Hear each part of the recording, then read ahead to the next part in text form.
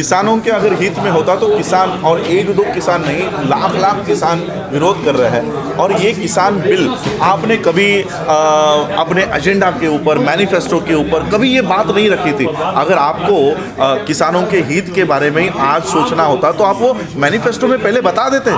इनके मैनिफेस्टो में कभी किसान बिल का नाम नहीं है। और ये जो बिल, सबसे पहले ये बिल किसानों के विरोध में नहीं है, ये संविधान के विरोध में है। संविधान कहता है कि कोई भी कानून अगर लागू करना है तो वो बिल, वो एक्ट, वो बिल टेबल पर लाना चाहिए, उसके ऊपर चर्चा होनी चाहिए। ये बिल कभी बना ही नहीं, ये डायरेक्ट डिक्लेयर कर दिया गया। ये बिल संसद में नहीं बना है, ये बिल बना है मुंबई के एंटीला में, ये बिल बना है नागपुर के शाही उनका जो हेडक्वार्टर है, ये आरएसएस के हेडक्वार्टर पे बना है। ये सिर्फ डिक्लेयर करने का काम इस देश के प्रधानमंत्री ने किया है, ये बिल पार्लियामेंट में नहीं बना है। सर, प्रधानमंत्री जी कहते हैं कि एमएसपी था, है और रहेगा, तो इसके लिए भरोसा क्यों नहीं हो रहा है? इसके लिए कानून बनाए। भरोसा क्यों बने? 15 लाख का भी तो आपका भरोसा लोगों ने किया था, नौकरियों का भरोसा लोगों ने किया था। तो क्या नौकरियां देश के लोगों को मिली है? क्या 15 लाख लोगों को मिले हैं? तो ये जुमलेबाजी है। अगर इनके मन में खोट नहीं है तो फिर एमएसपी का कानून क्यों नहीं बनाते? फार्मर लॉ का कानून बना रहे हो, लेबर लॉ का कानून बना रहे हो, तो एमएसपी के लिए कानून बनाने में दिक्कत क्या है? सर, जो हमला हुआ राकेश टिकैत पर, उसको कैसे देखो? देखो, ये इनकी बहुत पुरानी स्ट्रेटेजी है। जब शाहीन बाग चल रहा था तब भी गोलियां लेकर, बंदूक को लेकर ये घुस गए थे। ये आंदोलन जब कर रहे हैं, ये डर गए हैं, ये डर में वो प्रतिक्रिया दे रहे हैं। और राकेश टिकैत हो या संयुक्त किसान मोर्चा हो, ये सभी लोग अब अपने दिशा की ओर बढ़ते जा रहे हैं। तो ये इस तरह से हर्डल्स आने वाली है। सर, आप मेरे दिशा की तरफ बढ़ते जा रहे हैं, लेकिन आंदोलन से तो सरकार को कोई फर्क नहीं पड़ रहा। आंदोलन से सरकार के ऊपर फर्क नहीं पड़ रहा, लेकिन सरकार पड़ रही है, यानी सरकार गिर रही है। अभी हम पंजाब से जाकर आए हैं, अभी वहाँ पर लोकल बॉडीज़ की इलेक्शंस हुई है और सारे लोकल बॉडीज़ में एक भी बीजेपी की सीट वहाँ पर नहीं आई है। किसान आंदोलन की वजह से अगर सरकार के ऊपर अगर फर्क नहीं पड़ रहा है तो सरकार वहाँ से खत्म होने का काम शुरू हो चुका है। सर, पंजाब में तो पहले ही बीजेपी को हटा दिया था, इसमें कोई आंदोलन की वजह थोड़ा ये सर। आंदोलन के वजह से और भी जो सीटें वहाँ पर लड़ाई गई थी वो भी साफ हो गई है। अगर ईवीएम का चक्कर नहीं चले तो ये बंगाल से भी साफ होंगे। सर, आप ईवीएम की बात कर रहे हैं, असम में बीजेपी नेता की गाड़ी में ईवीएम मिली है। तो वही तो कह रहा हूँ ना कि अगर ईवीएम बैन हो जाए इस देश से तो इनके असली जो वोटिंग परसेंटेज है ना, वो हम लोगों के सामने आ जाएंगे। राजनीतिक पार्टियों के कुछ दबाव होंगे, कुछ उनकी मजबूरियां होंगी। इसलिए जो बात राजनीतिक, इसलिए मैंने कहा कि ये काम हमारा नहीं था, ये काम आपके ऑपोजिशन पार्टी का था। ऑपोजिशन पार्टी ईवीएम के बारे में कुछ बोलती ही नहीं है।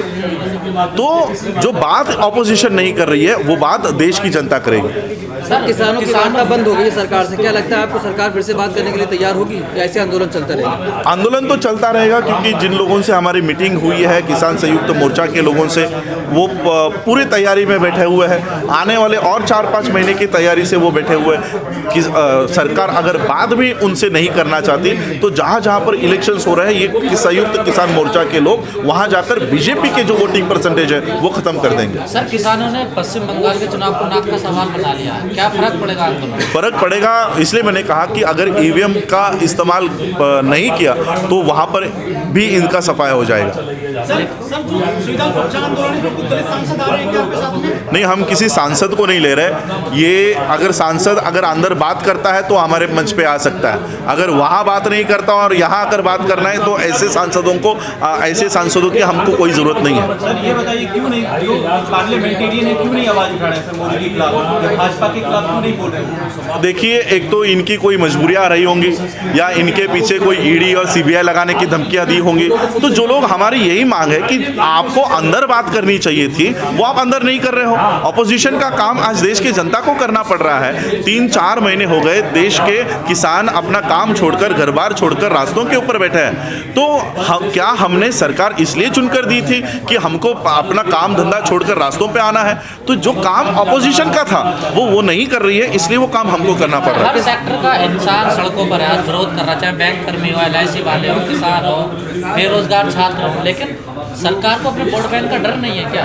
क्यों नहीं बात सुनना चाहती भाई? सरकार इतने कॉन्फिडेंस में है कि वो देश के लोगों के साथ गद्दारी कर रही है, फिर भी ये कॉन्फिडेंस में है कि हम तो जीत कर आएंगे और 50 साल हम हटने वाले नहीं हैं। ये इसलिए है कि उनको पता है कि ये जो ईवीएम है ये हम बराबर मैनेज कर सकते हैं। जो आवाज उठा रहे हैं सरकार के खिलाफ, उन्हीं के ऊपर सेडिशन लॉ लगा दिया जा रहा है। इसलिए तो हमने यूएपीए का विरोध किया है, सेडिशन एक्ट का विरोध किया है कि जो कोई भी लोग अपने हक और अधिकार की आवाज़ उठा रहे हैं, शेड्यूल कास्ट के लोग अगर आंदोलन करते हैं तो इनको नक्सलाइट बोल रहे हैं, मुस्लिम्स अगर कोई आंदोलन करता है तो इनको दहशतवादी बता देते हैं, और अभी देखिए किसान आंदोलन कर रहा है तो इनको खालिस्तानी बता दिया है। तो मैं हमेशा ये बात कहता हूँ, तो देशभक्त क्या प्रज्ञा सिंह ठाकुर है जिसने बॉम्ब स्फोट ये किया और आज वो बेल पर है, वो मुक्त भी नहीं हुई है, तो क्या देशभक्त प्रज्ञा सिंह ठाकुर हुई? नहीं सर, ये गांधीनगर को घेरने की बात कर रही है राकेश सिंह गुजरात गांधीनगर में। उन्होंने कहा कि गांधीनगर को हम घेर लेंगे अगर सरकार अभी बात नहीं करती। क्या लगता है ये हो पाएगा?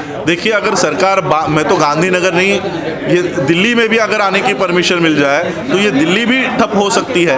तो अगर किसानों की बात नहीं मानी गई, आज वो कंट्रोल में है, कल को कंट्रोल से बाहर चले गए, एक भी सांसद देश में घूम नहीं पाएगा, प्रधानमंत्री कहीं घूम नहीं पाएंगे, ऐसी हालत हो जाएगी। बीजेपी नेता के खिलाफ क्या लोगों में गुस्सा है? बहुत गुस्सा है, नेताओं के खिलाफ बहुत गुस्सा है। एक भी नेता क्यों नहीं आता इस किसान आंदोलन में अपनी ओर से डेलीगेशन देने के लिए कि भाई आपकी क्या मांगे हैं बताओ हमें।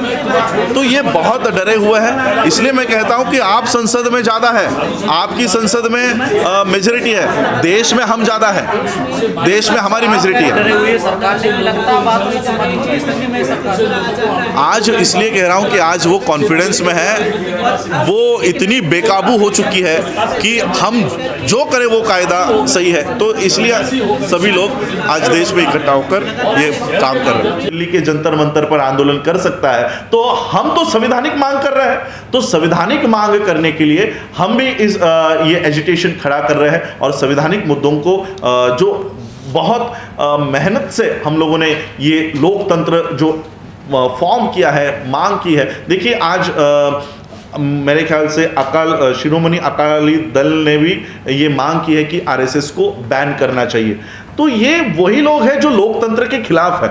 1947 में 1946 में जब कॉन्स्टिट्यूशन असेंबली का गठन हुआ, तब यही वो लोग थे जब इनका कहना था कि अगर पाकिस्तान की निर्मित धर्म के आधार पर हो गई है तो फिर इंडिया की भी निर्मित धर्म के आधार पर होनी चाहिए, यहाँ पर कॉन्स्टिट्यूशन की कोई जरूरत नहीं है। ये आरएसएस के लोग उस समय मांग कर रहे थे कि भारत में संविधान नहीं होना चाहिए और भारत को लोकतंत्र नहीं बनाना चाहिए, और आज ऐसे ही लोगों की सत्ता इस देश में है, तो वो वही कोशिश कर रहे हैं कि इस देश में संविधान नहीं होना चाहिए और लोकतंत्र भी इस देश में नहीं होना चाहिए। लेकिन इस देश को लोकतांत्रिक देश बनाने के लिए, इस देश को आज़ाद कराने के लिए हमारे पूर्वजों ने जो कुर्बानियाँ दी है उसको बचाना ये हमारी जिम्मेदारी है। फार्मर एजिटेशन से, किसानों के आंदोलन से ये कॉन्फिडेंस आज सभी लोगों में जाग गया है, विद्यार्थियों में, कर्मचारियों ने। बैंक कर्मचारी हमने देखा कि बैंक ऑफ महाराष्ट्र और कई सारे पब्लिक सेक्टर बैंक्स को जब बेचने की तैयारी शुरू कर दी, बैंक ऑफ महाराष्ट्र के एम्प्लॉयज़ ने बैंक्स बंद करने का ऐलान किया और वो बैंक्स 3 दिन बैंक स्ट्राइक भी चली। तो आज बैंक के लोग, बैंक कर्मचारी भी इस आंदोलन में शामिल है और संवैधानिक हक और अधिकार को बचाने की लड़ाई में हम सभी शामिल हैं। तो इसलिए आज एक कॉन्फ्रेंस हमने यहाँ पर ली है कि संविधान सुरक्षा आंदोलन के माध्यम से स्टेट वाइज सभी स्टेट्स में, कल हम 4 दिन का हमारा दौरा पंजाब स्टेट में हुआ है, आने वाले समय में अमृतसर में ही अकाल तख्त के माध्यम से और सभी धर्म के लोगों को वहाँ इनवाइट किया जाएगा और संविधान को बचाने की इस मुहिम में सभी धर्मों के लोगों को और सभी सेक्ट के लोगों को और सभी ऑप्रेस्ड मासेस को, सभी मजलूमों को, दबे कुचले लोगों को ये प्लेटफॉर्म हम दे रहे हैं। मैं उम्मीद करता हूँ कि आपके माध्यम से हमारी जो ये बातें हैं, क्योंकि देखिए मेन मीडिया जो है, मेन स्ट्रीम मीडिया हमारी इन बातों को कभी लोगों के सामने लेकर नहीं आएगा, इसलिए हमारी उम्मीद आप लोगों से है जो सोशल मीडिया के माध्यम से हमारी बातें लोगों तक पहुंचाइए।